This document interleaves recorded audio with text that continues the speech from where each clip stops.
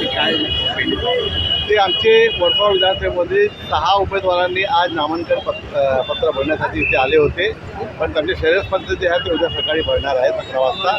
5 आमचे जे उमेदवार त्यांनी नामांकन पत्र भरलेलं आहे त्यामध्ये 59 जे शरद पंच ते उद्या भरणार आहे.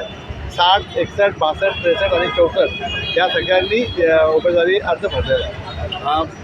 6ही विधानसभेमध्ये भाजप असेल, शिंदे गट असेल आणि काँग्रेस यांचं आव्हान कसं असेल आपल्याचं? हे बघा, प्रत्येक निवडणुकीमध्ये आव्हान असतोच आणि आव्हानाला पेलण्यासाठी शिवसेना हा जो पक्ष आहे हे सदैव तत्पर असतो.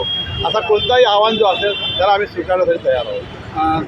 कौटुंबिक आता आपल्या घरात देखील मुलीला उमेदवारी दिलेली, यावरून देखील काही अंतर्गत आता चर्चा कुजबूज सुरू झालेली आहे, नाराजी देखील होती. याकडे कसं पाहता? नाही, माझ्या इथून तर काही नाराजगी दिसत नाही आहे. येथून माझ्या मुलीला जे आता येथे तिकीट मिळालेली आहे, माझ्या वार्डातून कुणीही असा नाराजगी दाखवलेला नाही आहे. तर तुमच्या निर्देशाने कोण आला असेल तर मला माहीत नाही. 59मध्ये सचिन शिवेकर इच्छुक होते, 61मध्ये गीता कदम देखील इच्छुक होते, मात्र त्यांना उमेदवारी मिळाली नाही आहे. मग आता कुठेतरी ते देखील नाराज आहेत. उद्या अपक्ष उमेदवारी भरण्याची तयारी सुरू आहे. मी काय तुम्हाला बोलतो की 8-8, 10-10 इच्छुक उमेदवार असतात, पण त्यामधून कुठल्याही एकाही उमेदवारालाच फक्त निवडणुकीमध्ये उमेदवारी मिळते.